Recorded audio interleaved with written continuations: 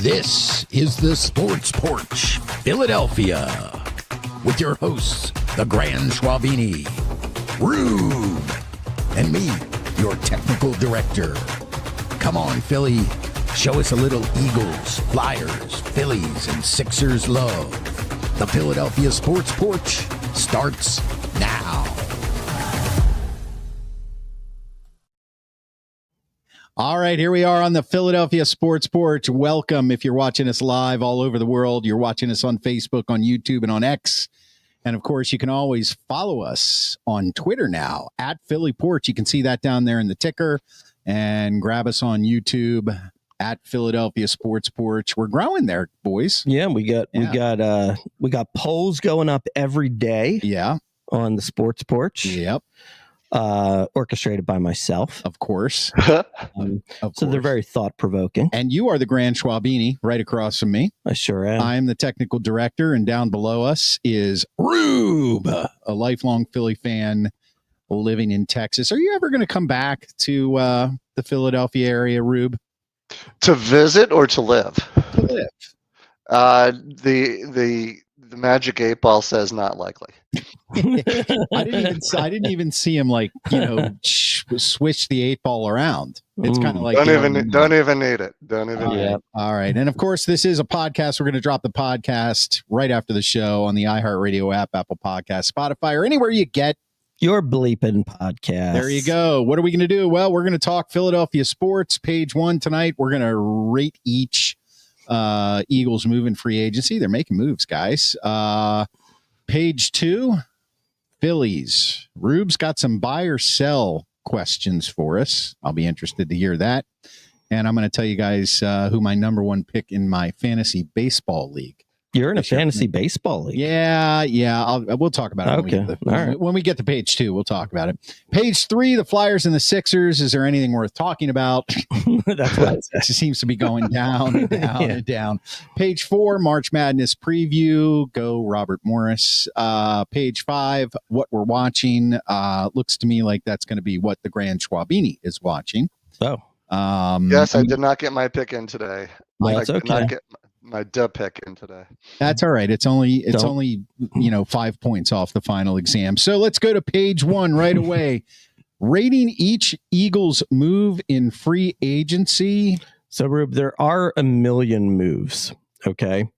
So I have a few players that we're going to put up there with some pictures. So we'll do that. I have trades listed as separate. So we'll get to the trades separate. Okay. But let's go with well, first of all, let's talk just first about who's out. Okay. Right. So basically, as we all know, everyone except Zach Bond, who could be out, is out. Right. So that is pretty interesting. So so Milton Williams with the Patriots, $26 million a year. You got Slay, went to the Steelers. Kenny Gainwell joined him with the Steelers. You have Josh Sweat signed with the Cardinals, so a reunion with Jonathan Gannon. And Oren Burks went to Cincinnati. That's a Rube favorite there. I think that's mainly the free agents. So obviously there's a big trade that we have to discuss, but let's hold off on that just for the time being. And Mekhi Becton is signed with the Chargers for a 2-year deal. Only $20 million, but at the same time, Tyler Steen only makes $1 million next year. So there is a big difference there. Yeah. So Ruby, let's just start with the guys who are gone. How do you feel about it? Do you feel like not bringing back anyone in particular was a costly mistake? What are your general thoughts? Well, when we had the discussion a few weeks ago, I think we all agreed to bring back Bond. So good job. I really thought they were going to bring Becton back to solidify the right side of that line for years to come. Keep it together, run it back, but clearly we just didn't have the money to be able to re-sign him. And I think that's, I think that one's going to hurt the most. I really do. I'm not quite sure what we're getting in the guy that's coming from Houston.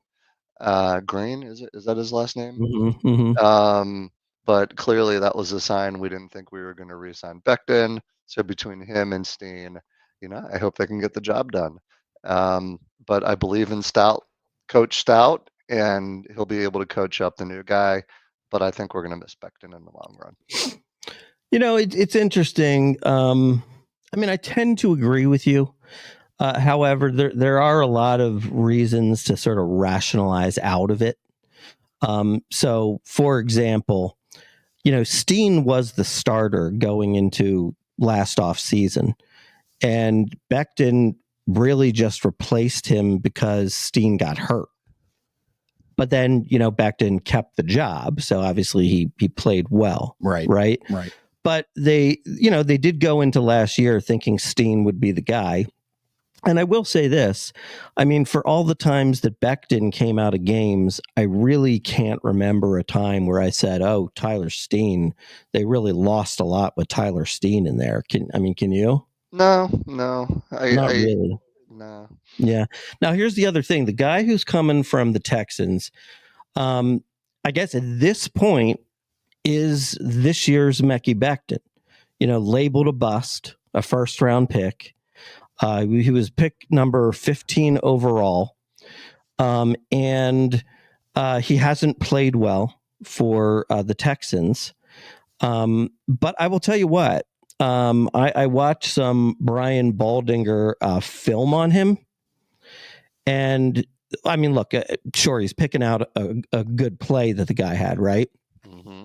But he looked exactly like Mekhi Becton to me.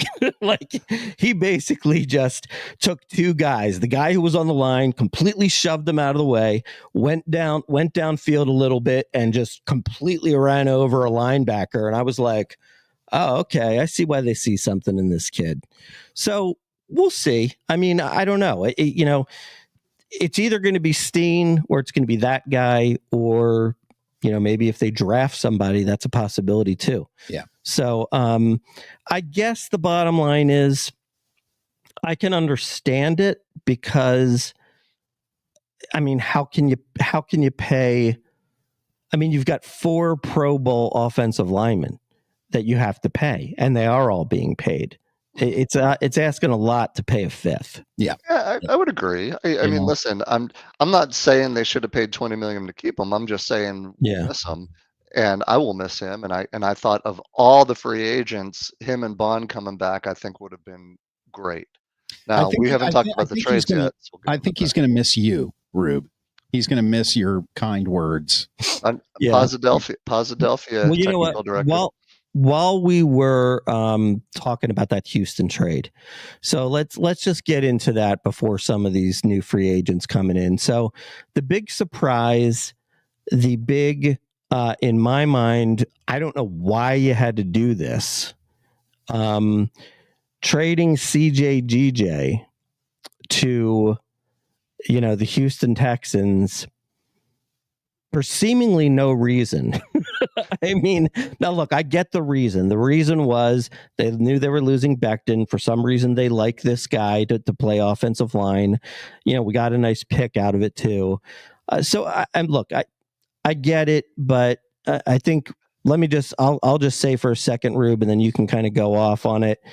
To me, I just don't understand it, because look, the CJGJ, he's a pain in the ass. Everybody knows he's difficult to deal with. I'm sure he wore thin on the Eagles staff. But he's a heart and soul guy. He's a heavy hitter. He's a player. He talks trash. He just energizes the team. And, the facts are the facts. They went to the Super Bowl with him. He went away the next year, and the defense stunk without him. He comes back this year. We win the Super Bowl with him. The one game we lost in September, he was ejected from the game. Right. You know what I mean? So it's like, it's pretty obvious that, he's a good player for us. I mean, now look, I mean, if you really want to get technical with it, because you can get technical, and I've heard some people get technical. I mean, almost every touchdown that was given up in the air this year was pretty much his fault. I mean, he does, he's not great in coverage. He makes interceptions, but he also gives up big plays. But, I just, to me, it seemed like a senseless deal. There was no reason to do it. You're losing all those guys on the defense. Why create a hole? What's your thoughts? Wow. I think you hit them all. I think the only thing you didn't say is that he stole interceptions from Quinion. So, listen, there's nothing there's not much to add there. He's a heart and soul guy. He's with us twice. We go to the Super Bowl twice. He's a force in the middle between him and Bond, probably quarterbacks of the defense. And I think he elevates the games of the guys around him to want to play hard and to play with an edge. So, yeah, I think we'll miss him. But to your point, I think ultimately we'll be able to replace him, and I think we'll be just fine. At first, I really didn't like it, but after I slept on it, I was okay with it. Yeah, I mean, what are your thoughts, Chris? Well, as far as the offensive line is concerned, I think the Eagles, their coaching staff, they've demonstrated that I don't see them missing a beat. Mm-hmm. That's what I think. As far as CJGJ goes, I don't like the facts that you spit out about when he's not in versus when he is in. Right. So it's kind of like, is his presence there as valuable as his play? I mean, there's some guys that are locker room guys and on the field guys where maybe their skills have diminished a little bit, but their mere presence on the field, they kind of act as like another field general or another coach. And then there are other guys who speak with the way they play. Was he kind of a little of both, but then was there some sort of locker room drama behind the scenes and they just didn't want to deal with him anymore? So we'll see. Yeah. We'll see. Did you guys hear about sort of like some of the stuff that kind of came out a little bit? No. What you mean with the Slay stuff from the week before? The Slay stuff, where basically Slay was talking about, obviously he's leaving. He's, going to go to the Steelers. And his big thing was, hey, you guys are going to be fine because Reed's a great leader. Yeah. Reed I remember us talking about that last week. And so CJ, I think, didn't take too kindly to that. And, also too, I mean, I don't know, like, maybe they were turned off by that whole belt to ass business that he was doing. I mean, like, I don't know. He does strike me as somebody who's very emotional and probably difficult to coach, but I don't know. I think, I guess we'll be fine, but I will say this though. I will say that was the one move that made me say, that's why we're not going to win the Super Bowl next year. It's a little early for that. It's a little early. Well, sure. It's a little early. I mean, sure, it's early. I mean, maybe they'll get the best safety in the draft. Maybe they'll sign somebody else.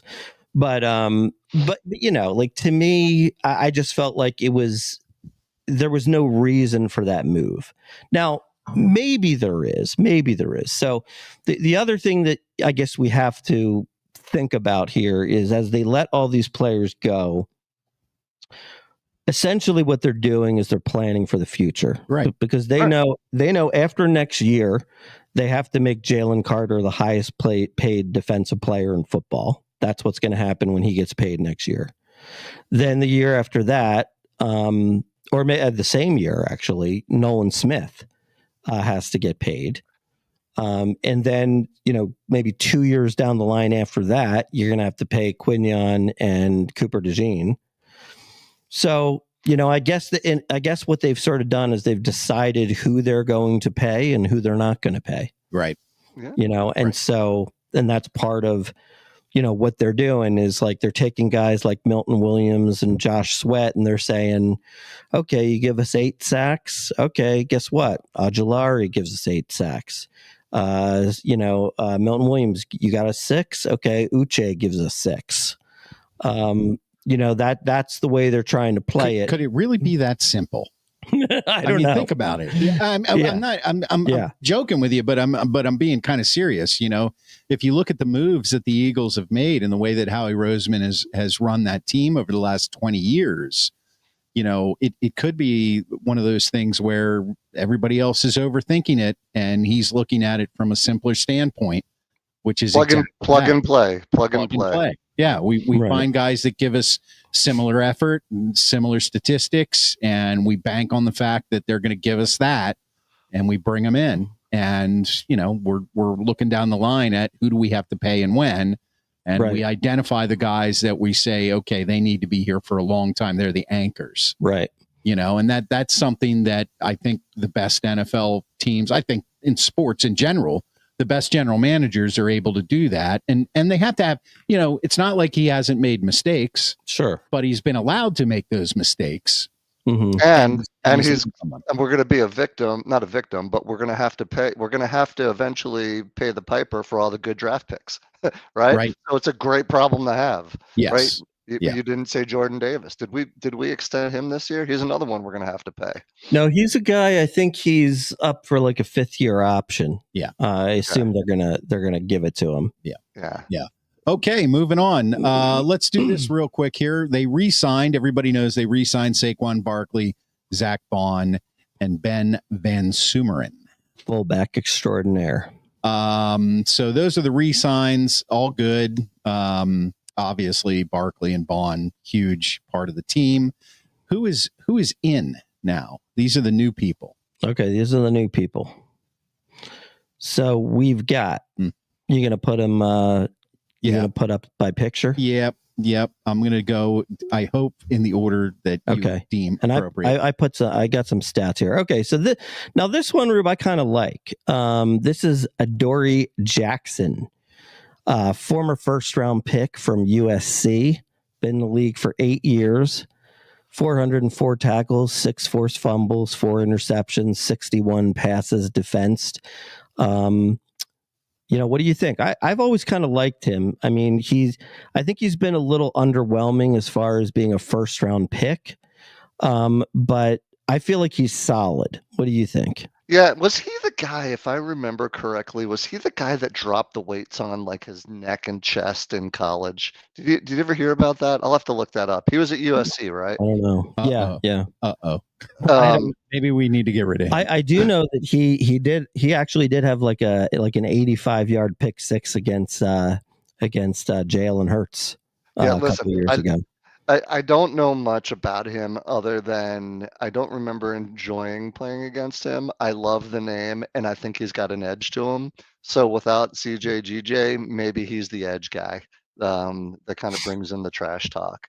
But sounds solid from a good school, and it's hard to tell about anybody coming from the Giants, right? Just because they've just been so poor, jaded, yeah, so bad. So we'll see.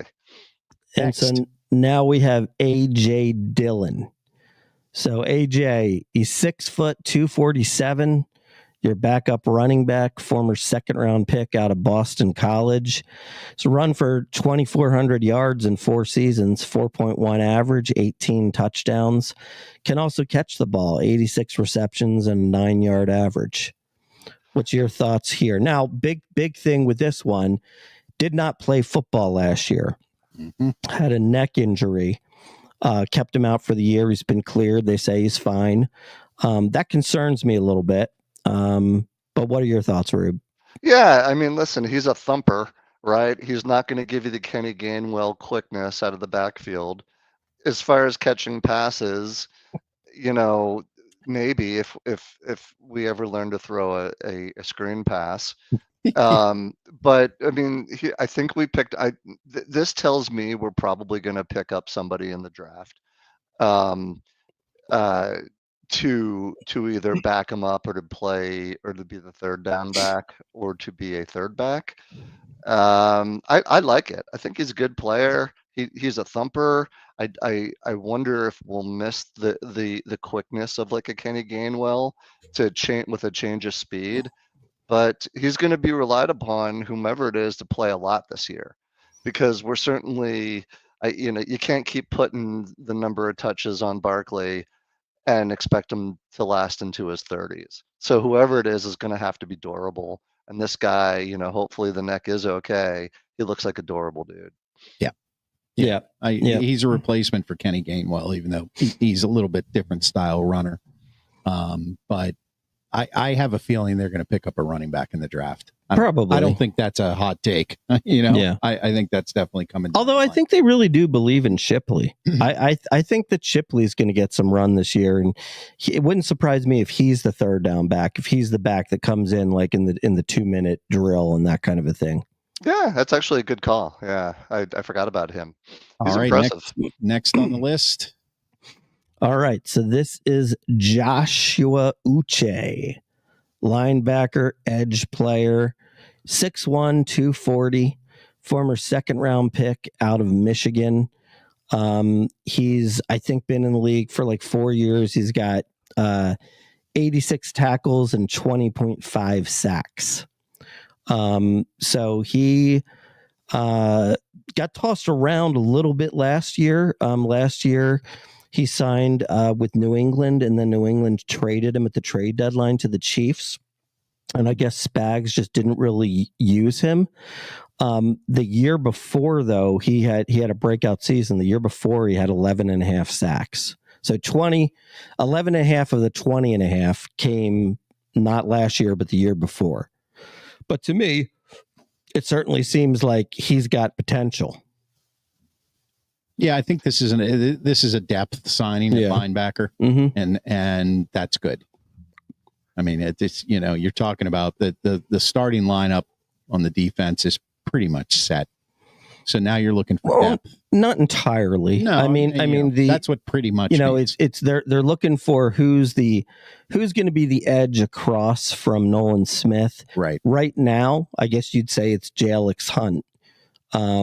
Who finished the year pretty strong, but he's still very unproven. Right. And so you're going to have Uche, and now you're going to have Ajulari competing for that spot. And it's not going to shock me at all if they draft a defensive end in line 1 or 2. Right. That's what Howie does, right? They will draft on the defensive line. They will draft probably on the offensive line. And I like this. I like getting some fresh blood in on the edge. I think he's coming from a good system. He's played under a great coach. And I think, like Chris, you were saying earlier, you give these guys to Fangio, or you give these projects, if you will, to Stout, and we believe that we've got the best coaching in the world. So, to the point Schwabi made earlier around, hey, this guy got 8 sacks, this other guy had 8 sacks, this guy 6. Plug them into the system. They're team guys. They got gas in the tank, and they're not going to cost you billions of dollars. I like it. And let me bring everybody up to speed. This happened right before our show dropped. Breaking news. Dong dong dong dong dong dong. Breaking news: Eagles sign away from the Giants Azeez Ajulari, an edge player. He's 6'3", 240, out of Georgia. So he will feel very much at home with his fellow dogs. He's a former second-round pick. Last year, he had 6 sacks in four years in the league. He's got 22 sacks and 4 forced fumbles. So I know that they were this was like a big when people were making predictions as to who the Eagles were going to go after. This was a guy that a lot of people were saying we were going to go after, and looks like we did. So, sounds like a winner to me. What do you think? A lot of one-year deals I'm seeing. Do one-year deals typically mean, hey, we're going to give you a shot to make the roster, but there's no guarantee? And a one-year deal for a guy like this, who everyone thought we were going to go after, I don't. What's the logic behind all these one-year deals? Well, the logic behind it is simple. I mean, it's number one, the guy's got to prove himself if he wants to be here for more than a year. right? So we're not going to get caught up in a huge signing bonus and putting millions of dollars on next year's cap and the year after and the year after.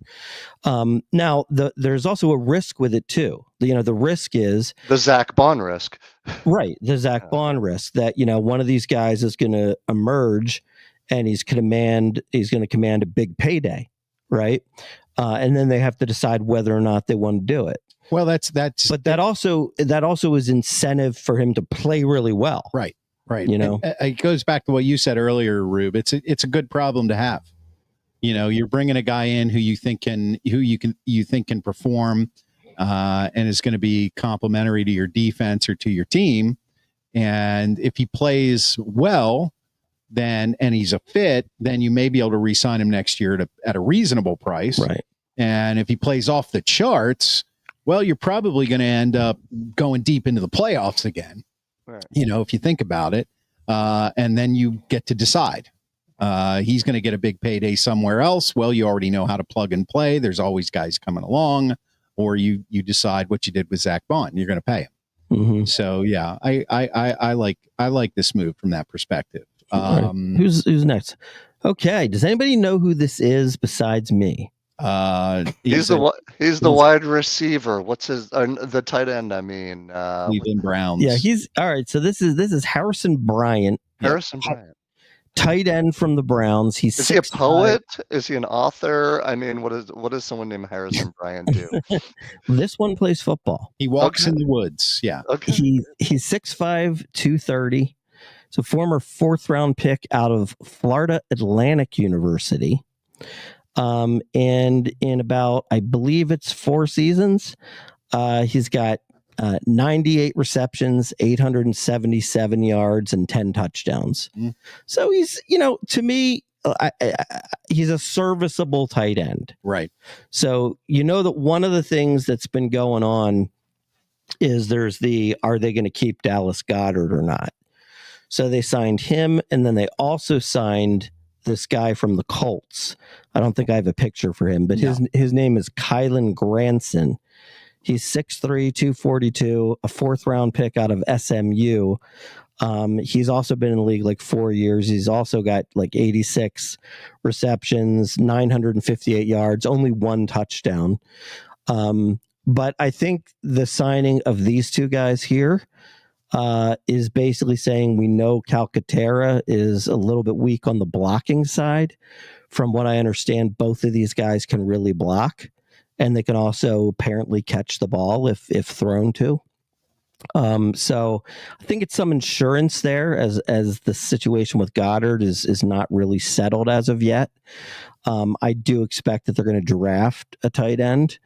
But I think there's nothing wrong with these two guys being brought in. Even if only one of them were to make the team, it's depth at that position. What's your thoughts, Rube? Yeah, what is the situation with Goddard? Is he a free agent? No, he's got 1 year left on his deal, and he's making $14 million. So essentially, we're looking to get rid of some money. We're looking to get some cap space. Well, if we don't sign him, it's that. It's the other thing is, I think what they're looking at with him is, the guy hasn't stayed healthy. Yeah. He's missed like multiple games each year for the past 3 years. And then the question is, could we get something for him instead of if he leaves next year in free agency, we get nothing. Right. Maybe so apparently they say they'd like to get a 4th round pick for him. So they trade him, they get a 4th round pick. You get $14 million in cap space back. You lose a good player, for sure. When he does play, he's a difference maker for sure. Yeah. So I think you're right. Do we get these 2 guys, we put them with Calcaterra, and then hopefully you get a stud that can develop into the next Ertz or Goddard, or dare I say Keith Jackson. I'm looking at I believe it's a Terrence Ferguson, maybe out of Oregon. Mm. That's the guy I'm looking at in the draft. Keith Jackson to the near side. Jackson to the near side. Byers on the fire side. So couple other guys, just to mention them. We we got this guy Avery Williams, is basically like a kick returner. I got to be honest, I don't know why we signed this guy. Now, look, I don't know anything about him. I mean, I guess if he shows up and he starts like running kicks back, we'll be like, oh, this was a great find.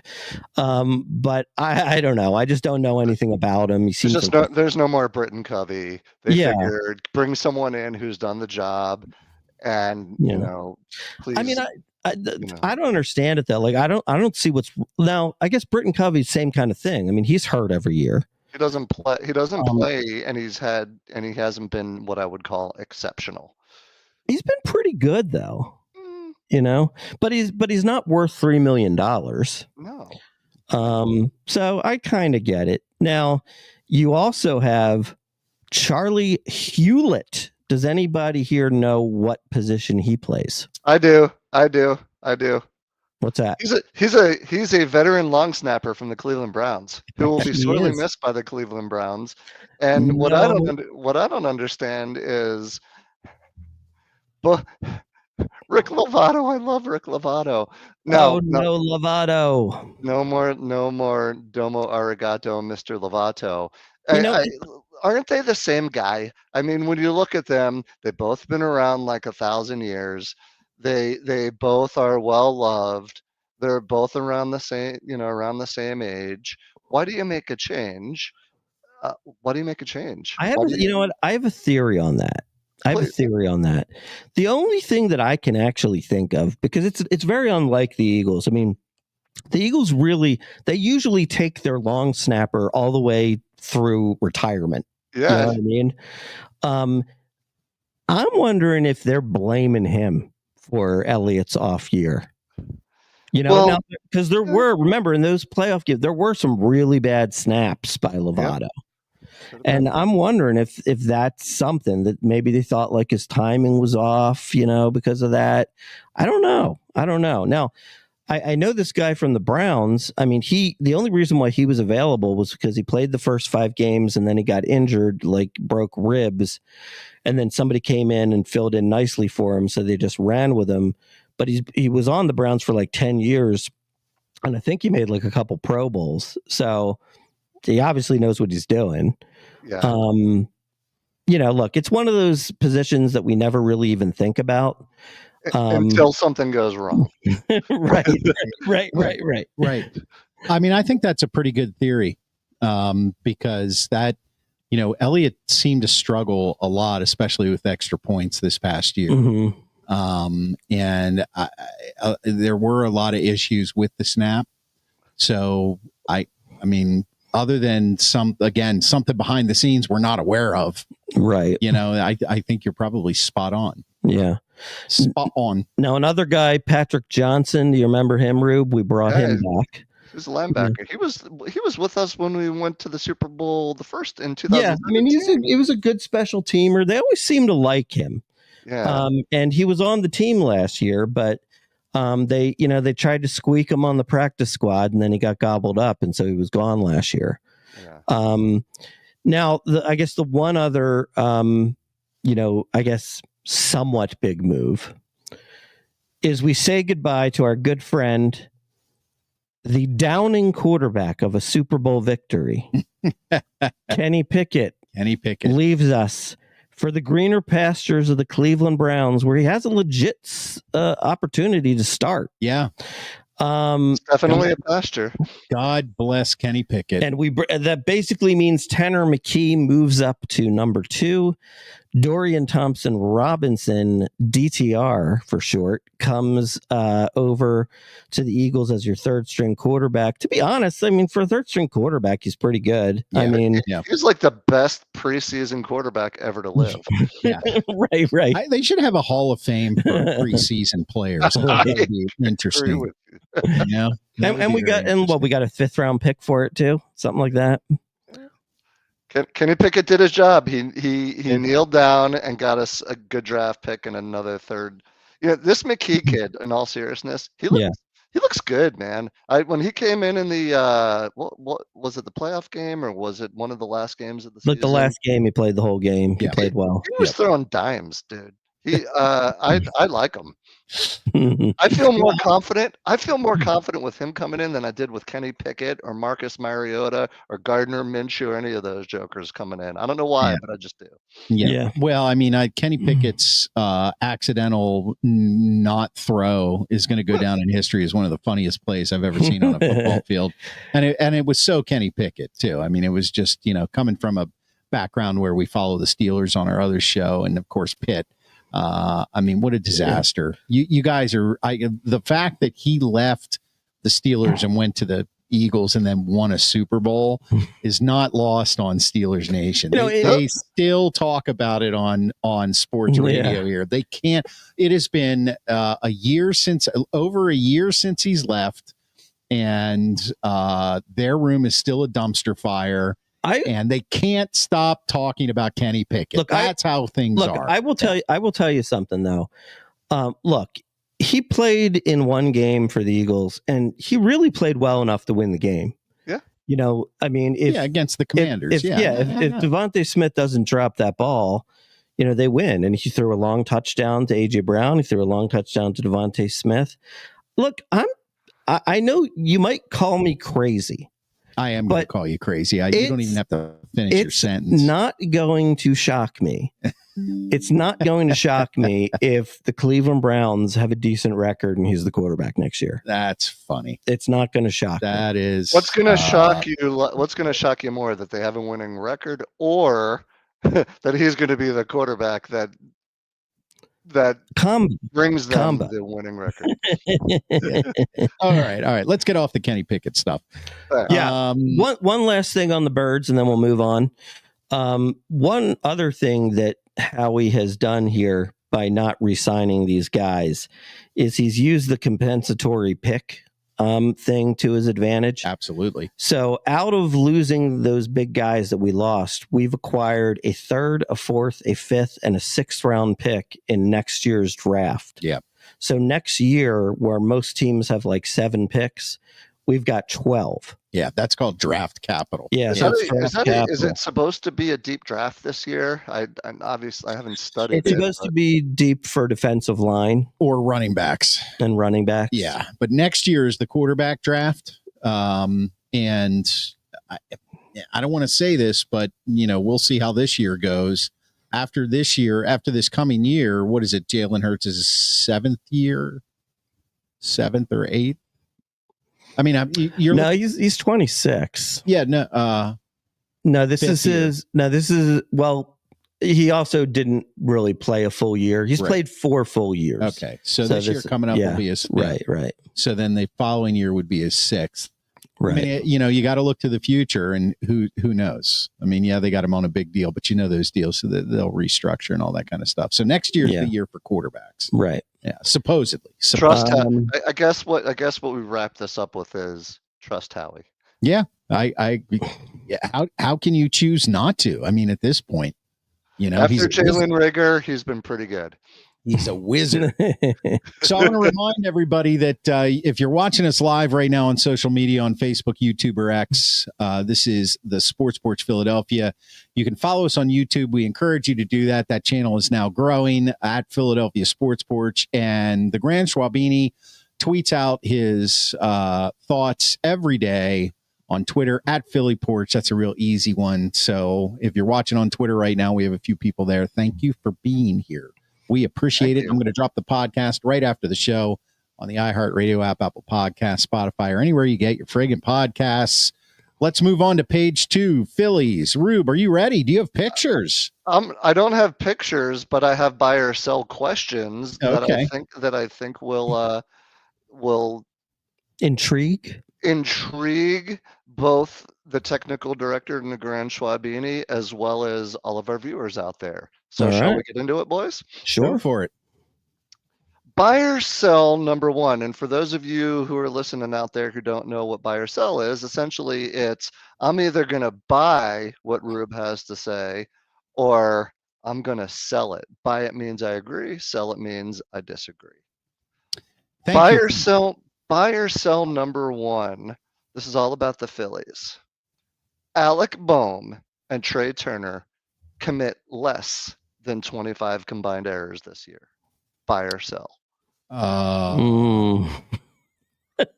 Grant Schwabini, we'll start with you. Given his Sixers prediction, I'm not. I don't. How less Trust than in what? Rube. Less than 25. 25. So listen, I'll give you a data point.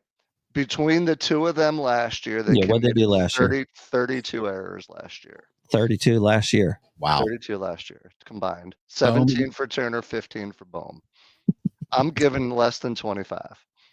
So I'm saying they will commit less than 25 okay. errors. So you're combined. buying it, right? Okay. I'm selling it. I'm selling it. Turner makes great diving stops, but he can't seem to make the routine play. And Alec Boehm every so often has a 3-error inning. Yeah. So he's going to be airmailing some by Harper at first base. All right. That was a big problem last year, and it was talked about a lot. It's still being talked about. And so if these guys are professionals, which I'm going to assume they are, they're working on their defense. They are working on it. Right. I did have a report the other day I read where I'm going to buy it. Turner's really been working on it. I'm buying what you're laying down there. I'm picking up what you're laying down, Rube. I'm buying it. All right. All right. Good man. You've learned to trust in Rube. I have. Buy or sell number 2. The Phillies bullpen will blow less than 20 saves this year. Okay. Are you buying or selling? What's the data point? How many did they blow last year? The data point was 19 last year. They blew 19 last year. Wow. And they were actually and they were good. Pretty good. They actually were at the bottom of they were leaders in not having blown saves. Oh, really? Were they? All right. So we were like number 5 or 6. We didn't blow a lot of saves last year comparative to the rest of the league, but we weren't the best. All right. So buy or sell, they will blow less than 20 saves. Less than, we'll just say 20 to keep it easy. Okay. I'm going to sell that. You can't always be at the top. I'm going to buy it. What the hell? Hang it over the mantle. All right, next. Right. What about you, Rube? Do you have an opinion? Yeah. My opinion is I ask the questions, I don't answer them. Oh, okay. All right. Okay. That's not an opinion. That's yeah. But just for the sake of having it on tape, I will say we will blow more than 19 saves this. So you're selling it. I am selling. All right.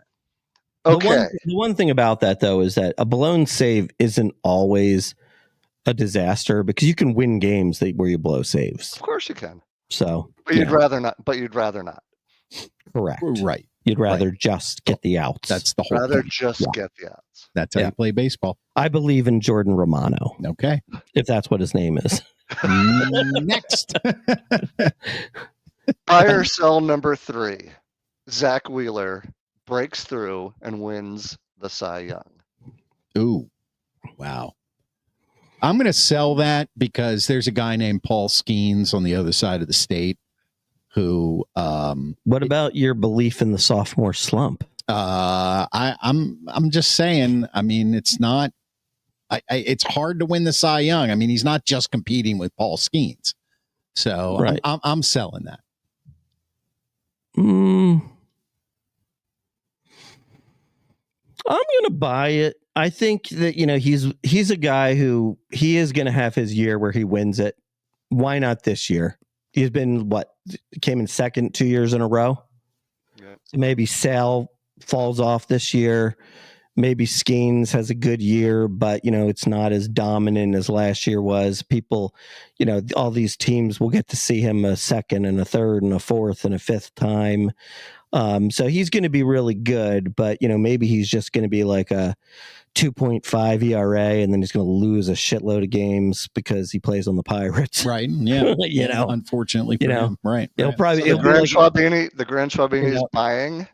Yes. And the technical director is selling. Yes. All right. I will sell. And the reason I say sell, I thought you just say facts. Yeah. Well, then he changes the facts. Anyway, go ahead. Yeah.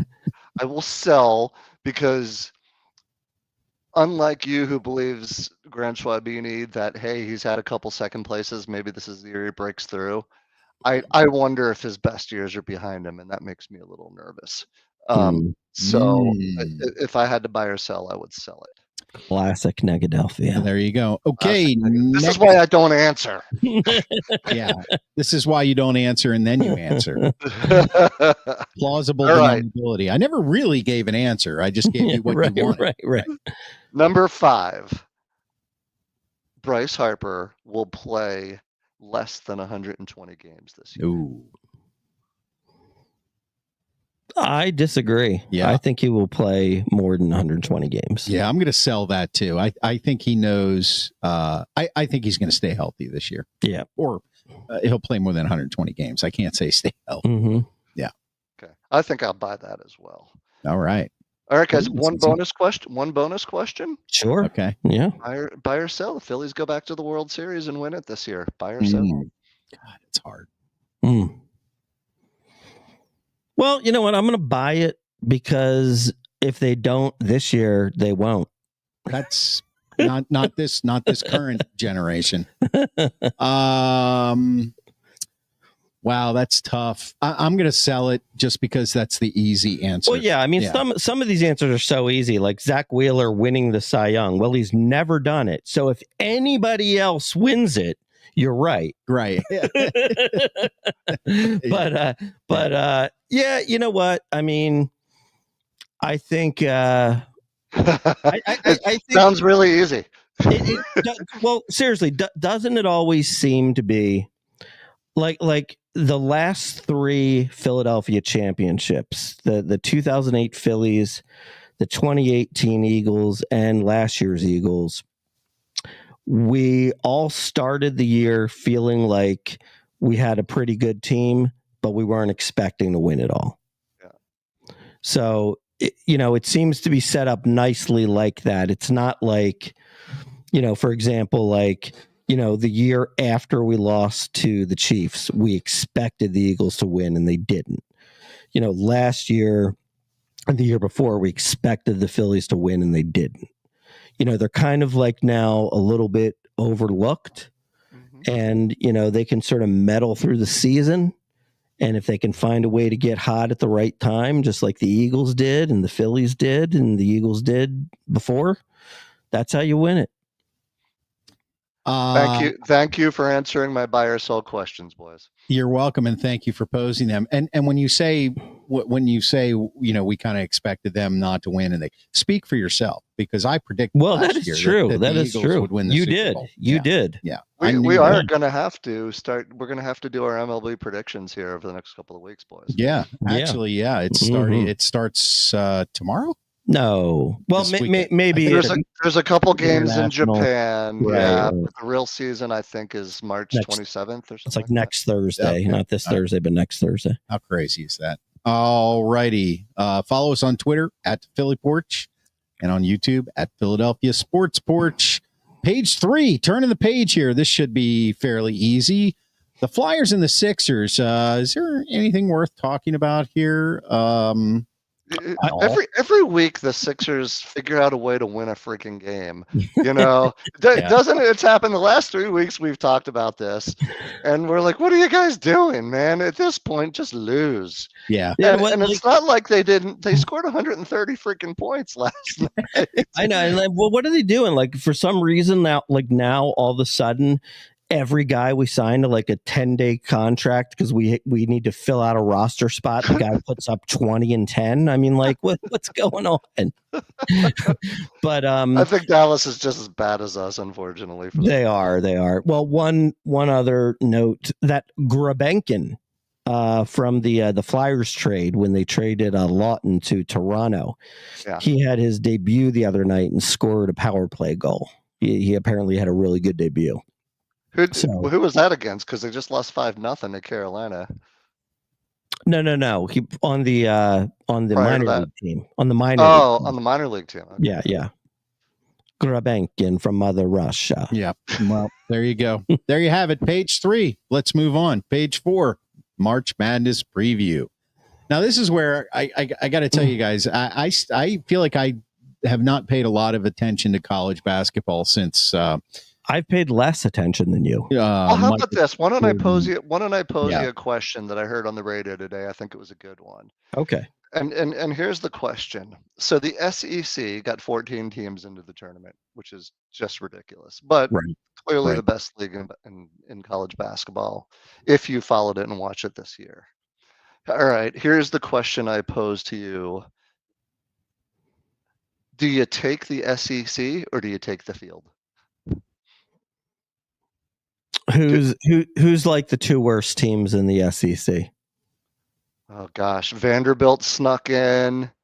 I don't know who else snuck in. I don't have the list in front of me, but the only team that pretty much didn't make it in was South Carolina. I say you take the field. I'm going Bobby Moe all the way.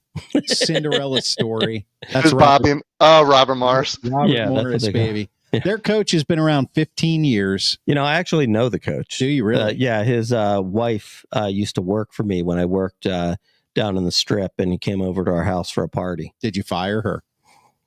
No, she left willingly. All right, so so why aren't so you're taking the field? I would take the field. I mean, look, here's the thing. Look, I don't want to be a downer. But you know, March Madness, I used to just love it. I used to look forward to it. Every year I filled out a bracket, even if I wasn't in somebody's poll where I could win money, I would just fill it out on my own, just, you know, for the satisfaction of, hey, am I really good at this? You know what I mean? That kind of thing. And we never. I probably haven't filled out a bracket in maybe like 2 years or so, maybe more. I just have very little interest. I just feel like, unfortunately, a number of things for me have sort of ruined college basketball. You know, the NIL has ruined it. The transfer portal, so, you know, players aren't on the same team. You know, the 1 year rule, where basically you play for a school for 1 year and you're out and you're in the draft. You know, so it's just kind of like honestly, the only guy I really know is Cooper Flagg, because everybody says he's the best player in college basketball.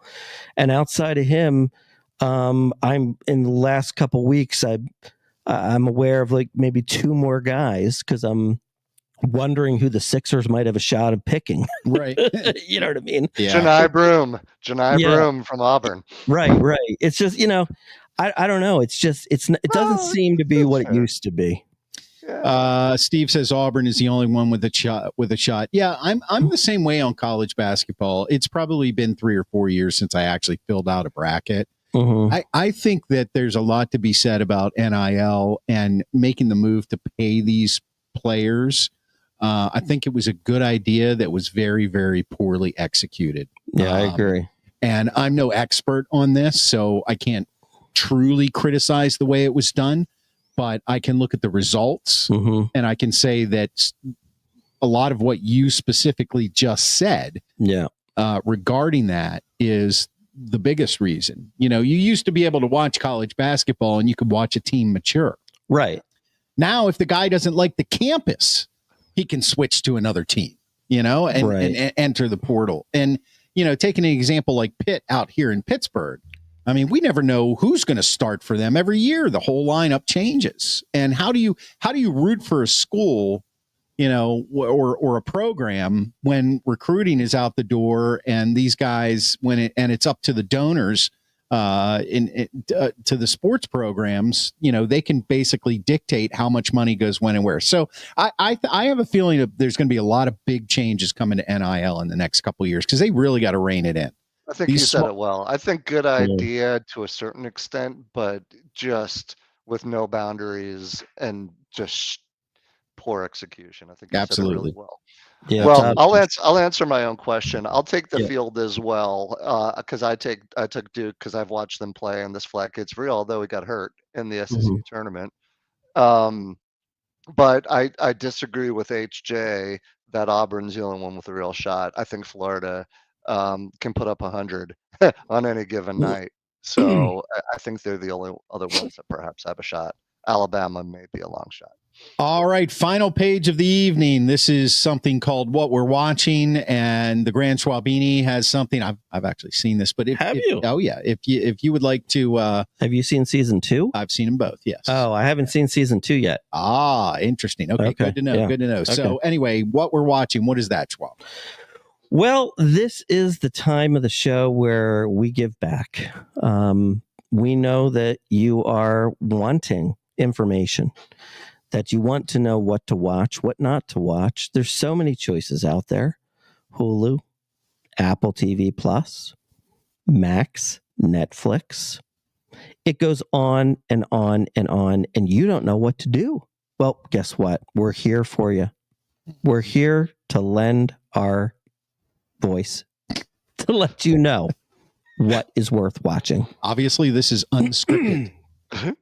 Yeah, I just fly by the seat of my pants. You really do, but Yep. I'm very familiar with that. Okay, the Grand Schwabini has just completed season 1 Season 1 of Surface Yeah. on Apple I TV+. haven't seen this one yet. Do tell.